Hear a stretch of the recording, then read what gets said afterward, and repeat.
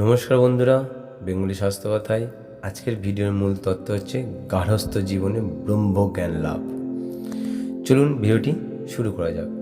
শুরু করার আগে আমার চ্যানেল যদি নতুন হয়ে থাকেন তাহলে অবশ্যই সাবস্ক্রাইব করবেন এবং পাশে থাকা বেল আইকনটি অবশ্যই প্রেস করতে ভুলবেন না। ভিডিওটি সম্পূর্ণ দেখুন এবং হিন্দু শাস্ত্রকে বুঝুন, হিন্দু ধর্মকে বুঝুন এবং এই ধর্ম প্রসারের দায়িত্ব কিন্তু আপনার। গার্হস্থ্য জীবনে যদি ব্রহ্মজ্ঞান লাভ করতে হয়, সেখানে দেখবেন গীতায় প্রতিটি অধ্যায়ের শেষে লেখা আছে ইতি ব্রহ্মবিদ্যায়াং যোগশাস্ত্রে শ্রীকৃষ্ণ হচ্ছে অর্জুন সংবাদে ইত্যাদি। অতএব এর থেকে বোঝা গেছে যে গীতার প্রতিটি অধ্যায়ের মধ্যে দিয়ে কেবলমাত্র ব্রহ্মবিদ্যা এবং যোগশাস্ত্রের কথাই লেখা আছে। ভগবান কখনো অর্জুনকে কাঁদতে উপদেশ দেননি, বরং বলেছেন তৎমা দুষ্টিত্ব কৌন্তেয় যুদ্ধেয় কৃতনিশ্চয়, অর্থাৎ হে কৌন্তীয়, দৃঢ়চিত্ত হয়ে ওঠো এবং যোগশাস্ত্রের মাধ্যমে আত্মজ্ঞান বা ব্রহ্মজ্ঞান লাভের জন্য সাধন সমর করো। এই সাধন সমর করতে গেলে অস্ত্রের প্রয়োজন, আর সেই অস্ত্র হল প্রাণায়াম মহাধর্ম বেদানাং প্রগচ্চর, অর্থাৎ প্রাণায়াম রূপ তীর ধনু বা গদার মাধ্যমে যুদ্ধ করে সমস্ত শত্রুরূপী ইন্দ্রিয়দের পরাস্ত করে। আমাকে জ্ঞান বা আমাকে জানো, অর্থাৎ নিজেকে জানো, অর্থাৎ আত্মজ্ঞান বা ব্রহ্মজ্ঞান লাভ করে মুক্তি লাভ করো। এটাই হচ্ছে মহাধর্ম। আবার ভগবান কখনো অর্জুনকে ডাকতে উপদেশ দেননি, সৎশীল পূজার মাধ্যমে আত্মজ্ঞান লাভের উপদেশ দেননি। বৃদ্ধ পিতামাতাকে ত্যাগ করে, স্ত্রী পুত্র আপনজনদেরকে ত্যাগ করে, সংসার ত্যাগ করে, গেরুয়া কাপড় পরে মঠ মিশনে গিয়ে থাকতেও নির্দেশ দেননি, বরং বলেছেন সস্ত্রীকও ধর্মমাচরেৎ, সস্ত্রীক ধর্ম আচরণ করো। শিবের স্ত্রী আছেন সতী, রামের স্ত্রী আছেন সীতা, কৃষ্ণের পাশে আছেন রুক্মিণী। সমস্ত দেব দেবীরা এবং মুনি ঋষিরা বিবাহিত চরিত্রের আপন স্ত্রীর মর্যাদা রক্ষা করতে ভগবান শিব দক্ষ যজ্ঞ করেছেন। ভগবান রামচন্দ্র লঙ্কাকাণ্ড করেছেন। এর থেকে বোঝা যায় ভারতীয় সংস্কৃতি বা সনাতন ধর্ম কখনো মানুষকে সংসার ত্যাগ করে না। সাংসারিক কর্ম বা জীবনযাত্রা ত্যাগ করে গেরুয়া কাপড় পরে মঠ মিশনে থাকতে উপদেশ দেননি। ভগবান শঙ্করাচার্যের পর থেকে ভারতে গেরুয়া এসেছে, তার আগে গেরুয়া ছিল না।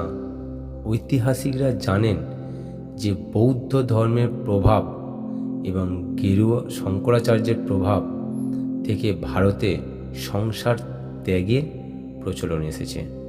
অতএব সংসার ত্যাগ করা ভারতের সনাতন ধর্মের শিক্ষা নয়। ভগবান যা করতে বলেননি, যা ভারতের ভাবধারা নয়, তাকেই প্রাধান্য দিয়ে ভারতবাসী সংসার ত্যাগ করাটাকে এবং গেরুয়া বসন পরিধান করাটাকে জীবনের মোক্ষ লাভের উপায় বলে মনে করছে। তাই ভারতবাসী আজ আত্মজ্ঞান, ব্রহ্মজ্ঞান বা সনাতন ধর্মে আদর্শ থেকে বহু দূর চলে গেছে। আত্মজ্ঞান বা ব্রহ্মজ্ঞান লাভের যে সাধনা যুগ যুগ ধরে ভারতে বুকে চলে এসেছে, যার মাধ্যমে অগণিত ভারতবাসী মুক্তি লাভ করত, যার মাধ্যমে সমস্ত ইন্দ্রিয় জয় করে চিরশান্তি লাভ করত, এখনকার সংসার ত্যাগীরা সে পথের সন্ধান নেন না, কারণ তাদের নিজেরাই জানেন না। তাই দেখবেন আমাদের কিন্তু একটা শাস্ত্রে আছে ব্রহ্মচর্য, গার্হস্থ্য, বানপ্রস্থ এবং সন্ন্যাস। এর আগে আমি একটা ভিডিওতে বলেছিলাম যে এই 4টে যুগ কীভাবে, মানে একটা মানবদের জীবনের 4টে স্তর কীভাবে পালন করতে হয়, কিন্তু সেই জায়গাটা কিন্তু এখন আর সেইভাবে কেউ মানছে না। ভারতবাসীর ধমনীতে ফল্গুধারার মতো লুকিয়ে আছে যে বিশাল সম্পদ, সেদিক থেকে দূরে সরিয়ে দিয়ে তাকে অধিক অর্থ রোজগার, সুখ ভোগ এবং ইন্দ্রিয় শক্তির দিকে টেনে নিচ্ছে। যাদের কাছে গেলে মানুষ সত্যকার ধর্ম লাভ করবে মনে করে, তারাই তাদের ভুল পথে পরিচালনা করছে। ধর্মপথের শিক্ষক যদি ধর্মলোভী, ধনলোভী, ভোগী এবং ইন্দ্রিয় শস্ত্র বা ইন্দ্রিয়ের লোভ যদি হয়, তাহলে তারা ধর্ম পিপাসু মানুষকে ওই পথেই টানবে। এতে আর আশ্চর্য কী বলুন? যদি দেহ যদি ভগবানের প্রতি না দিই, এই মানব জন্মটা নিয়ে যদি না আমি ব্রহ্মচর্য, গার্হস্থ্য, বানপ্রস্থ, শনের 4টে জীবন যদি না পালন করতে পারি, তাহলে কিভাবে মানুষ হলাম আমি আমার গৃহত্যাগী হলাম, সংসার ত্যাগ করলাম, বাবা মা সংসার সব ত্যাগ করে সন্ন্যাস নিলাম। তাহলে কি সত্যি কি সেই মানব জীবনটা পূর্ণতা পেল? কারণ আমার পরে তাহলে কে এই মানব জীবনটাকে চালিয়ে যাবে? মানুষ যতদিন থাকবে ধর্ম ততদিন থাকবে। আমার পরের নেক্সট জেনারেশন যদি না থাকে, ধর্ম প্রসার হবে কি করে? যদি এটা ভেবে দেখুন তো, যদি কোনো সংসার ত্যাগী গৃহীকে উপদেশ ছলে বলেন, দেখো আমি এক কথায় সংসারের সব কিছু ত্যাগ করে গেরুয়া পরে মঠ মিশনে চলে এসেছি, তুমি কি তা পারবে? বুদ্ধিমান সেই শাস্ত্রজ্ঞ গৃহী মানুষ যদি উত্তর দেন, আমি এ কাজ কখনই করব না, কারণ শাস্ত্র বলেছেন স্বস্ত্রীকো ধর্ম মাচরেত, সস্ত্রীক ধর্ম আচরণ করবে। সংসার ত্যাগ এই কারণে করব না যে যখন আমি ছোট শিশু হয়ে মাতৃগর্ভ থেকে ভূপিষ্ঠ হয়েছিলাম, সেদিন আমার মা আমাকে বুকে তুলে নিয়ে কোলে রেখে রাতের পর রাত না ঘুমিয়ে কত কষ্ট করে আমাকে বড় করে তুলেছেন। আর এই মাতা পিতাকে ত্যাগ করে মঠ মিশনে গেলে আমার ধর্ম লাভ হবে না।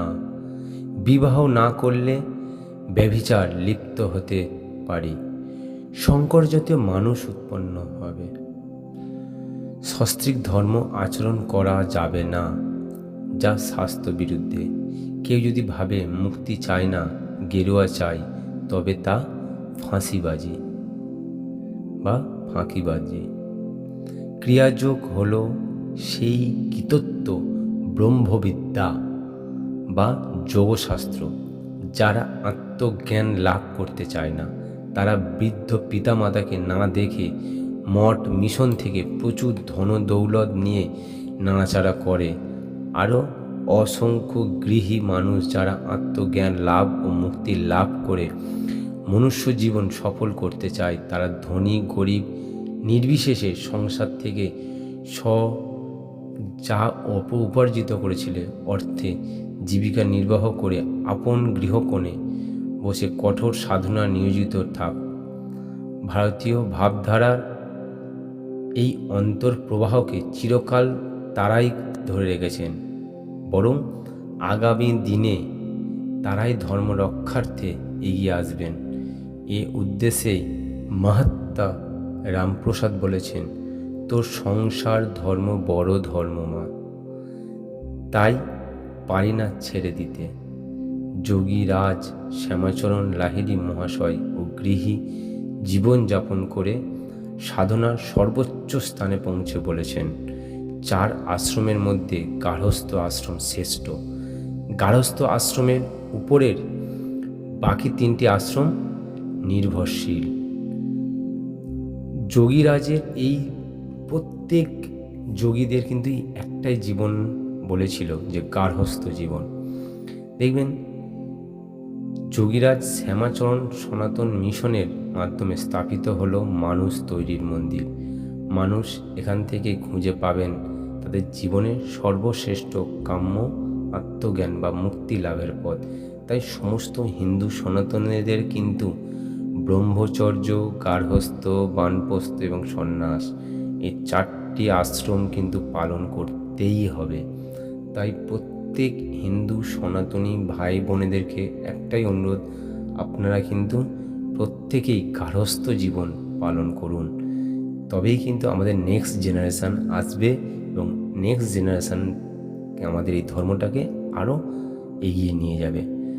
তাই সমস্ত হিন্দু সনাতনীদের কাছে আমার একটাই অনুরোধ, এই ভিডিওটি সমস্ত হিন্দুদের কাছে শেয়ার করুন, লাইক করুন এবং কমেন্ট করতে কিন্তু ভুলবেন না।